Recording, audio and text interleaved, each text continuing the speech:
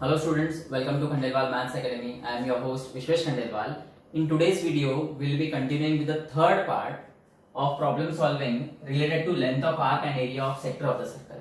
इससे पहले हम दो अलग अलग वीडियोस में देख चुके हैं. टोटल हमने 7 प्रॉब्लम्स देखे हैं on this topic.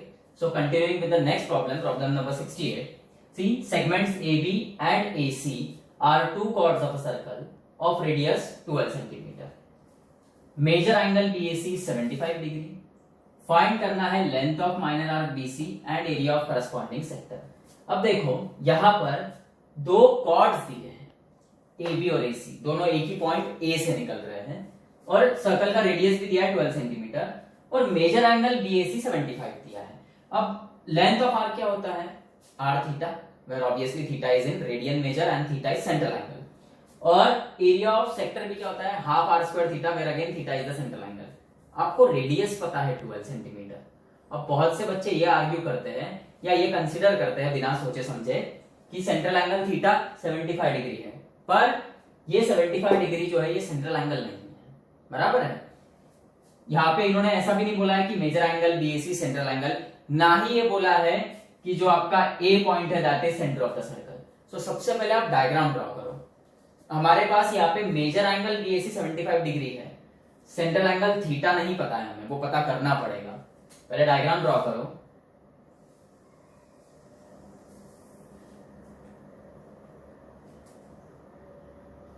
देखो वो बोल रहे थे segments AB and AC are two chords of the circle.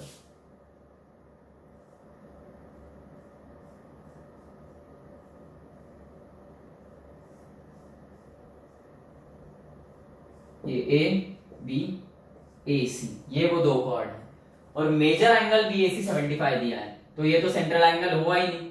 Central angle क्या रहता है? जिसका वर्टेक्स सेंटर पर होगा. सो अभी आपको सेंटर भी लेना पड़ेगा. So suppose this O is the centre of the circle. अब देखो सबसे पहले लिखेंगे हम यहां पर O is the centre of the circle. Okay, segment AB and segment AC are two chords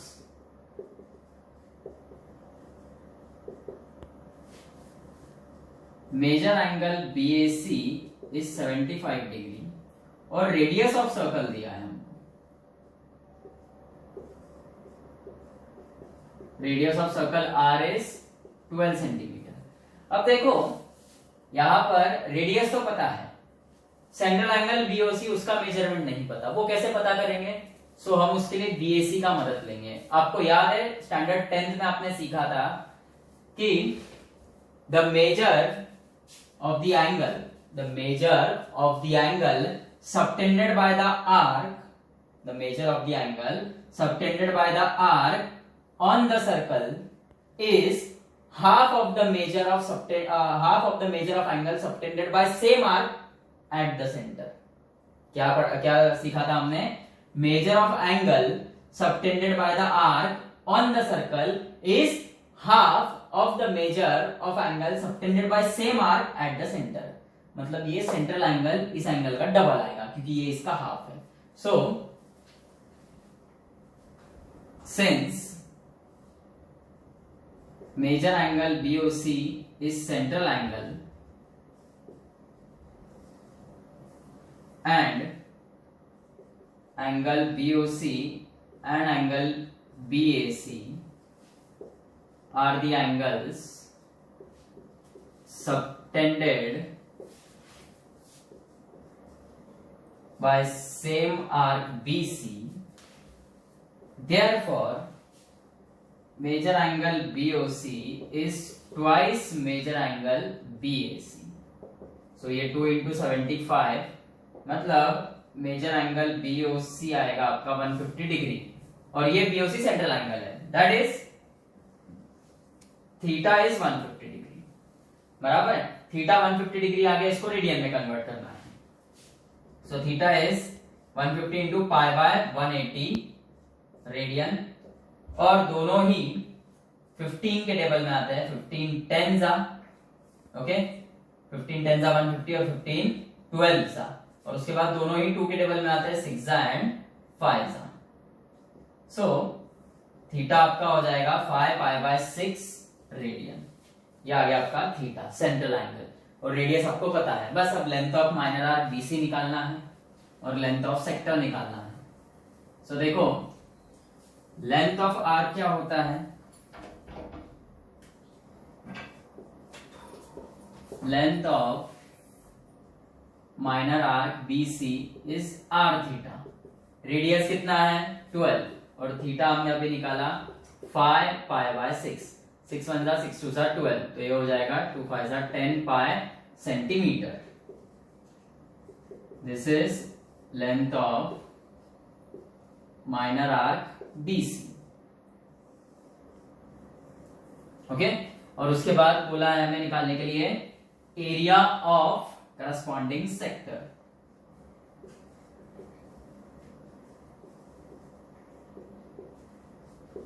so area of corresponding sector आएगा half r square theta. Half radius 12 है, r स्क्वायर 12 इंटू 12, थीटा है 5 pi by 6। 2 1 जा 2 6 जा 12, ये 6 6 cancel, 12 5 जा 60 पाई और area है इसलिए centimetre square. So area of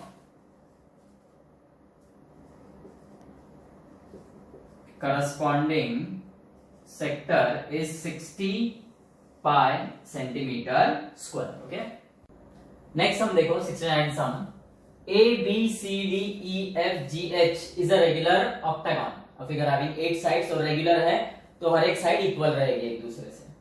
inscribed in a circle, अब वो जो रेगुलर ऑक्टागन है वो सर्कल के अंदर इंस्क्राइब हुआ है, मतलब उसके जो 8 वर्टाइसेस है, आठों के आठों वर्टाइसेस सर्कल को टच करेंगे। सो अब यहाँ पे देखो ये A B C D E F G H is a regular octagon. Okay, it is inscribed in a circle of radius 9 cm. ये सर्कल का रेडियस दे दिया है। पूछा है find the length of minor arc AB। अब ये arc AB है, बराबर है, ये आर्क AB ने ये एंगल सबटेंड किया है सेंटर पर। इस आर्क का लेंथ फाइंड करना है। लेंथ ऑफ आर्क क्या रहता है r थीटा। अब रेडियस क्या है यहाँ पे 9, बराबर है। अब देखो O is the center of circle and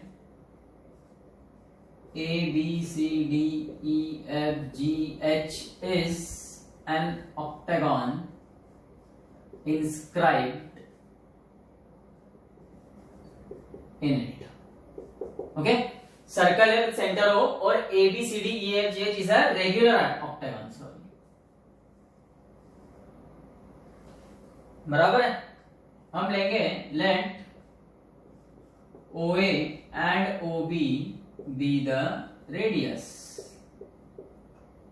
बराबर, और रेडियस कितना दिया है 9 सेंटीमीटर।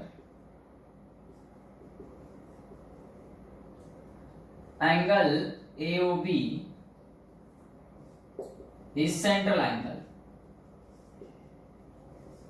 अब यहां पर ये रेगुलर ऑक्टागन है which is inscribed in a circle. So इसका जो सेंट्रल एंगल है वो निकालने का फॉर्मूला ये रहेगा, theta is equal to 360 degree upon 8। Okay, number of sides of the regular octagon. So ये रहेगा 45 डिग्री। थीटा इज 45 डिग्री, इसको रेडियन में कन्वर्ट करो, 45 into 180 sorry pi by 180 radian, 1 जा 4 जा। So theta central angle is pi by 4 radian. अब आपको radius पता है और सेंट्रल एंगल भी पता है। So length of minor arc AB is r theta. Radius है 9, theta is pi by 4, therefore length of minor arc AB is 9 pi by 4 centimetre. Okay, अब ये देखो रेगुलर ऑक्टागन था इसलिए टोटल कितने साइड्स है इसमें 8, और जब सेंट्रल एंगल निकालोगे आप तो 360 डिग्री बाय 8। वही अगर रेगुलर हेक्सागन होता तो 360 डिग्री बाय 6 कर देते। ओके, रेगुलर सेप्टागन होता फिगर हैविंग 7 साइड्स, तो 360/7 करते थे सेंट्रल एंगल निकालने के लिए। 70th क्वेश्चन देखो, a horse is tied to a post by a rope. If the horse moves along the circular path, always keeping the rope tight, and describes 88 meter when it traces the angle of 72 degree at the center, find length of the rope. अब देखो क्या बोला है, horse is tied to a post. Suppose ये वो post है, P नाम देंगे, ओके ये वो पोस्ट है where the horse is tied by a rope. अब ये रोप है। अब ये लोग क्या बोल रहे हैं, if the horse moves along the circular path, always keeping the rope tight. रोप हमेशा टाइट रह रही है, कहीं भी लूज नहीं है, और सर्कुलर पाथ में वो घूम रहा है, and that path describes 88 metre का distance when it traces the angle of 72 degree. तो सपोज वो हॉर्स ऐसा घूम रहा है और ये वो पॉइंट है, सपोज कि भैया यहाँ पे वो हॉर्स आके रुका और ये 72 डिग्री का एंगल तैयार हुआ है, और ये वो सर्कुलर पाथ है 88 मीटर की। ओके, अब हमको फाइंड क्या करना है, find the length of rope. अब देखो यहाँ पे सीधा सीधा समझ में आ रहा है कि ये P सेंटर है, PA और PB, ये PA रोप है, वो ऐसा घूम रहा है और B तक आया, तो P और PB rope one and the same thing, radius रहेगा। और ये जो पाथ है, the path described by the rope, वो है लेंथ ऑफ आर्क। मतलब आपको लेंथ ऑफ आर्क दिया है, सेंट्रल एंगल दिया है और रेडियस फाइंड करना है। रेडियस मतलब ही लेंथ ऑफ रोप रहेगा। तो सबसे पहले ये सब चीजें लिखनी पड़ेगी यहाँ पे। Let P be the post where the horse is tied by the rope. Okay, let PA be the rope which is tied to its end. So अब क्या रहेगा, और ये AB is the circular path covered by the horse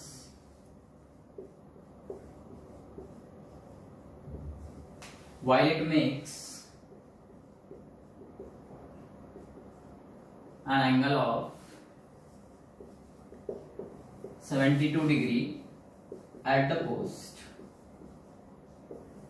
बराबर है। सो अब हम क्या बोलेंगे, लेट नहीं, यहाँ पे यर P is the centre, P है सेंटर, बाद में the circular path AB is length of arc. So therefore length of arc कितना है, 88 meters, बराबर है। Central angle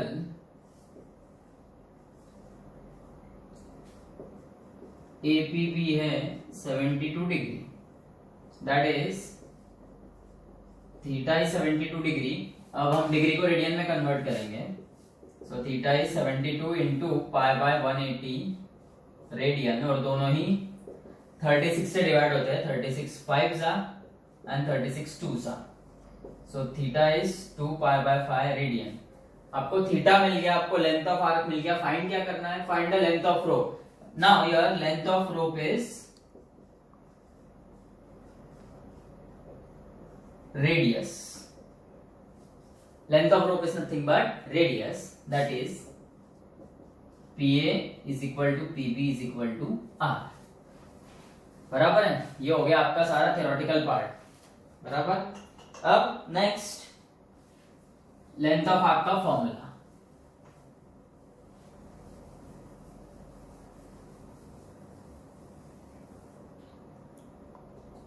length of arc 88 है और लेंथ ऑफ आर्क का फॉर्मूला है r थीटा इज 88, r हमें पता नहीं, थीटा 2π/5 है is equal to 88 and therefore r is 88 into 5 upon 2π बराबर। so r is ये 2 1 2 44 into 5 और पाई बोला उन्होंने हमें 22/7 है यूज करने के लिए। so r is 44 into 5, ये रेसिप्रोकल फॉर्म में जाएगा जब मल्टीप्लिकेशन में कन्वर्ट होगा, 1 जा 2 जा, so r is 2 5 जा 10 into 7, so r is 70 metres आएगा। रेडियस आ गया 70 metre, radius is nothing but length of row. तो आपका फाइनल आंसर क्या रहेगा? Length of row is 70 metres. Okay, अब देखो लेंथ ऑफ आर्क और एरिया ऑफ सेक्टर से रिलेटेड हम 10 प्रॉब्लम्स देख चुके हैं, टोटल 3 वीडियोस में हम 10 प्रॉब्लम्स देख चुके हैं। सो उससे रिलेटेड कुछ होम असाइनमेंट है, ये 5 क्वेश्चंस है, ये आप ट्राई करके देखो, इसके आंसर्स भी दिए हैं सामने। ओके, और यहाँ पे लेसन खत्म होता है। नेक्स्ट हम कल से स्टार्ट करेंगे कॉम्प्लेक्स नंबर। ओके, पार्ट 1 का लेसन 1, सॉरी पार्ट 2 का लेसन 1 कॉम्प्लेक्स नंबर।